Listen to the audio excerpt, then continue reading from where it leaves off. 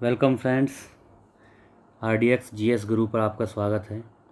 दोस्तों, मैंने ये नया चैनल बनाया है और बहुत से दोस्त मेरे और मेरे जैसे बच्चे हैं जो GS में कमज़ोर हैं और छोटे छोटे एग्ज़ाम को लेकर परेशान रहते हैं।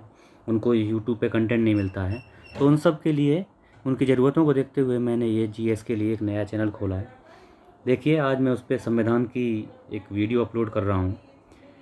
समझिए उसको, देखिए और कैसा आपको कंटेंट लगता है, कैसा मेरा पढ़ाने का तरीका लगता है, आप उसके बारे में अपनी राय दीजिएगा। हमारे चैनल को सब्सक्राइब करिए। RDX GS गुरु हमारे चैनल का नाम है, तो इसको सब्सक्राइब कीजिए और कमेंट में बताइए कि इस वीडियो पे मैं और क्या क्या सुधार करूं। चलिए तो शुरू करते हैं। सबसे पहले हम बात करते हैं संविधान की। संविधान क्या है? संविधान एक ऐसा डॉक्यूमेंट है जो किसी भी देश में उस देश को और देश के नागरिकों को व्यवस्थित रख के उस देश को चलाने का एक डॉक्यूमेंट है। ये ऐसा डॉक्यूमेंट है जिससे पूरा देश हमारा चलता है। तो संविधान, हर देश का एक संविधान होता है, ऐसे ही भारत का भी एक संविधान है। तो संविधान कैसे बना, उसकी प्रोसेस क्या होती है, तो हम इसके रिगार्डिंग आज बात करेंगे।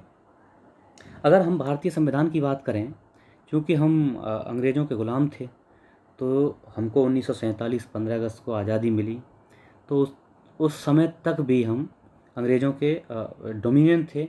हम आज़ाद हो गए थे, लेकिन हम गणतंत्र नहीं थे। गणतंत्र मतलब होता है कि अपना संविधान और हमारा जो है राष्ट्रीय अध्यक्ष चुना जाए, इसका मतलब गणतंत्र होता है। तो संविधान सभा की अगर हम बात करें तो सबसे पहले 1934 में संविधान सभा की मांग स्वराज पार्टी थी, जो 1923 में मोतीलाल नेहरू और ये मोतीलाल नेहरू द्वारा बनाई गई थी। 1934 में इस सभा ने, इस स्वराज पार्टी ने सबसे पहले संविधान सभा की मांग की। उसके बाद 1934 में ही संविधान सभा का गठन सबसे पहले इसका विचार दिया MN राय जी ने। MN राय जी ने बोला कि हमें संविधान सभा का गठन करना चाहिए, किंतु आधिकारिक तौर पर इंडियन नेशनल कांग्रेस, भारतीय राष्ट्रीय कांग्रेस, जिसका आपने नाम सुना होगा, उसने 1935 में संविधान की मांग की कि हाँ, जो है आधिकारिक मांग हम उसको कह सकते हैं, क्योंकि उस समय इंडियन नेशनल कांग्रेस ही एक तरह से भारतीय जनता का प्रतिनिधित्व कर रही थी, जिसको आधिकारिक मांग हम कह सकते हैं।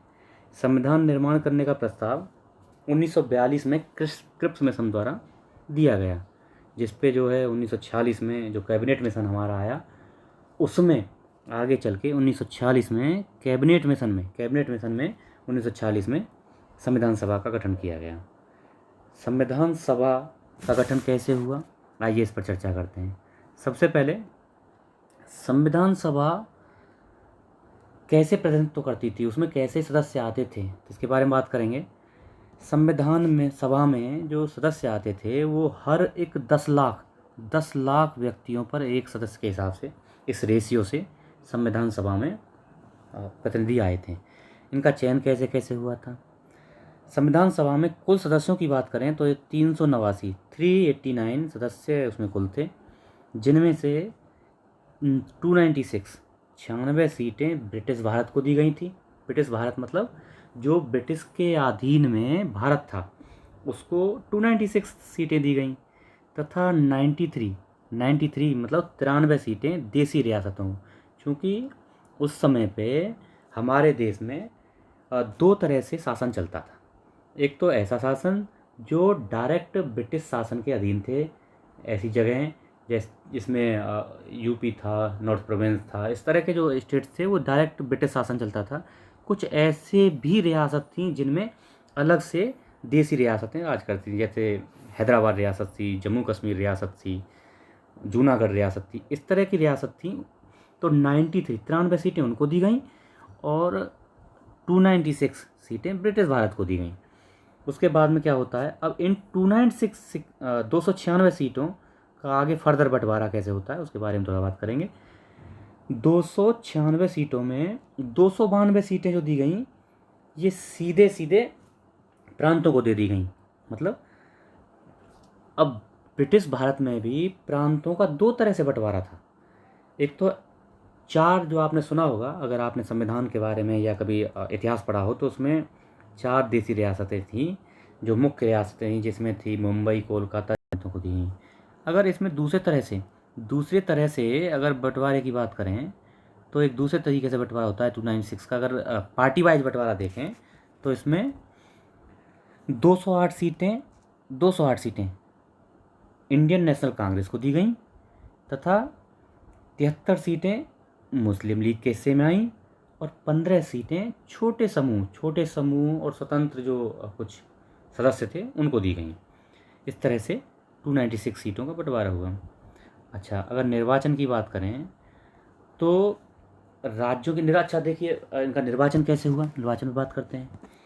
तो चूंकि इसमें देसी रियासतों ने भाग नहीं लिया था, तो उनको तो साइड कर दिया गया, वो उनमें शामिल ही नहीं हुई। संविधान सभा में उन्होंने बोला हम भाग नहीं लेंगे, क्योंकि वो चाहते थे कि हम अलग रहें और हम जैसे अपना जो है राजतंत्र चला रहे हैं उस हिसाब से हम राजा रहें, और यही इस हिसाब से हम जो है अपनी रियासतों को चलाते रहें। तो वो नहीं चाहते थे कि यहाँ पे संविधान सभा का गठन हो और यहाँ संविधान बने और इस तरह से एक लोकतंत्र की स्थापना हो।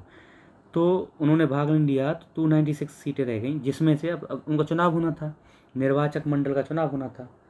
जो ये प्रतिनिधि चुने गए, तो एक निर्वाचक मंडल ने इनको चुना था।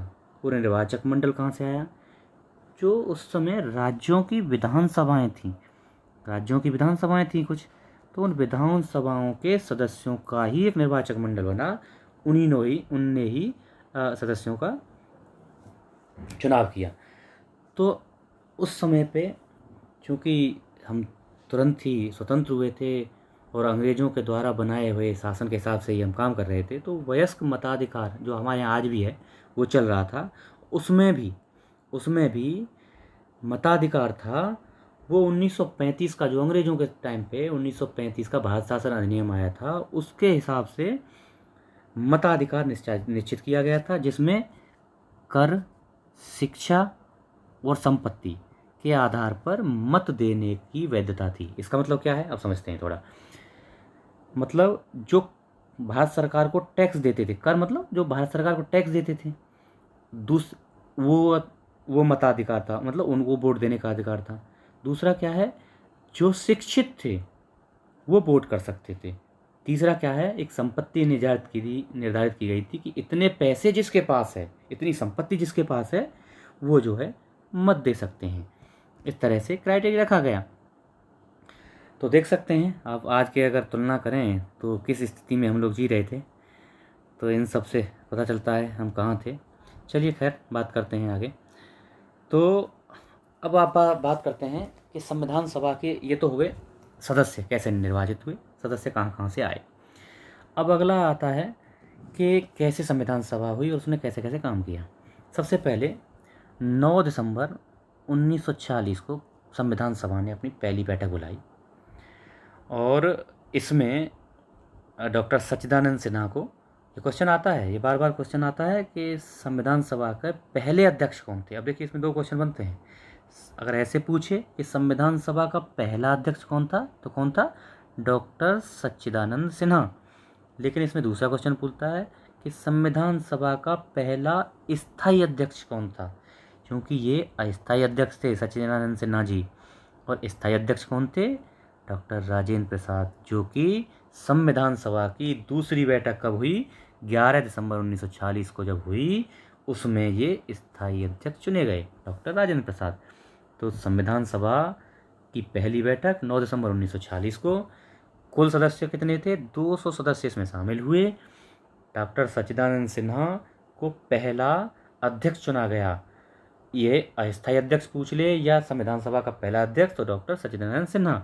अच्छा, 11 दिसंबर 1946 को जो दूसरी बैठक हुई थी, इसमें डॉक्टर राजेंद्र प्रसाद को स्थायी अध्यक्ष चुना गया और इसमें हैदराबाद रियासत ने भाग नहीं लिया था। अगली बैठक कब होती है? 13 दिसंबर 1946, मतलब 2 दिन के गैप पे, 9 दिसंबर, 11 दिसंबर, 13 दिसंबर। 13 दिसंबर को तीसरी बैठक होती है। उसमें जवाहरलाल नेहरू जी ने उद्देश्य प्रस्ताव पास किया, जो कि 22 जनवरी 1947 को पारित हुआ था, और वही हमारी आज प्रस्तावना है, जिसको हम प्रस्तावना के रूप में जानते हैं। ये उद्देश्य प्रस्ताव भी है। जब प्रस्तावना आएगी तो उसके बारे में हम चर्चा करेंगे। अगर इसके समय की बात करें तो इसमें कुल समय कितना लगा? इसमें कुल समय 2 वर्ष 11 महीने और 18 दिन, यानी देखिए लगभग 3 साल के करीब इसमें समय लगा। कुल अधिवेशन की बात करें, अधिवेशन मतलब बैठकें, कुल अधिवेशनें मतलब कितनी बार ये संविधान सभा के सदस्य कितनी बार आपस में बैठे, बैठकें कितनी की? तो 11 बैठकें। लेकिन कब तक? 11वीं बैठक कब हुई है? 26 नवंबर 1949। ये कौन सी डेट है? 26 नवंबर 1949। इस दिन हमारे संविधान को अंगीकृत किया गया था। 26 नवंबर से याद रखना आप लोग, 26 नवंबर को संविधान दिवस भी मनाया जाता है। इसीलिए यही कारण है क्योंकि 26 नवंबर 1949 को संविधान अंगीकृत किया गया था। इसी दिन हम 26 नवंबर को ही संविधान दिवस मनाते हैं। अच्छा, ये तो हो गया 26 नवंबर 1949 तक। लेकिन एक 12वीं बैठक होती है। 12वीं बैठक कब होती है? ये 24 जनवरी 1950 को। इस बैठक में क्या हुआ? इसी दिन संविधान सभा में हस्ताक्षर किए। कितने सदस्यों ने? 284। 284 सदस्य उसमें उसी दिन, कब? 24 जनवरी 1950 को संविधान पर हस्ताक्षर किए। एक क्वेश्चन आता है कि संविधान हमारा कब बनकर तैयार हो गया? बनकर तैयार हो गया था 24 जनवरी 1950 को, फाइनल साइन होकर रख गया था। लेकिन 26 जनवरी 1950 को पूर्ण रूप से लागू किया गया। इसका भी एक रीजन था, क्योंकि 26 जनवरी 1930 को हमने पूर्ण स्वराज्य की घोषणा की थी रावी नदी के तट पर। तो हम लोग इसको एक अहम दिन मानते थे, अपने भारत के लिए, अपने देश के लिए एक अहम दिन मानते थे। तो हमारे जो बुद्धिजीवी लोग थे तो वो चाहते थे कि इस दिन के ही, मतलब 26 जनवरी को ही संविधान को लागू किया जाए, ताकि 26 जनवरी 1930 जिस दिन हमने पूर्ण स्वतंत्रता दिवस मनाया था, पहला स्वतंत्रता दिवस मनाया था, तो उस दिन को खास बनाने के लिए, उस दिन की याद के लिए 26 जनवरी 1950 को हमने संविधान लागू किया। अब संविधान के कुछ अन्य महत्वपूर्ण तथ्य के बारे में बात कर लेते हैं। एक क्वेश्चन आता है, संविधान सभा में कुल कितनी महिलाएं थी? तो 15 महिलाएं। संविधान सभा में कुल 15 महिलाओं ने भाग लिया था, उन्होंने अपनी भूमिका की थी। एक शब्द आता है कि संविधान सभा कांग्रेस थी और कांग्रेस भारत था। किसने कहा था ये? ग्रेनविले ऑस्टिन एक अंग्रेज थे, ग्रेनविले ऑस्टिन। उसने कहा था कि संविधान सभा ही कांग्रेस थी और कांग्रेस ही भारत था।